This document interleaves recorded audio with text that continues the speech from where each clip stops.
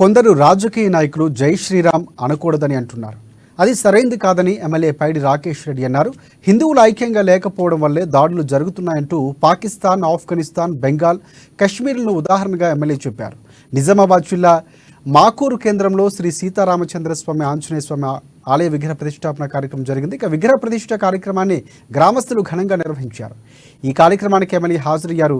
ఏ రాజకీయ నాయకుడైనా శ్రీరాముని తిడితే రాళ్లతో కొట్టాలని రాకేష్ రెడ్డి సంచలన వ్యాఖ్యలు ఇచ్చారు. ఇక ఆలయాలు కట్టుకోవడమే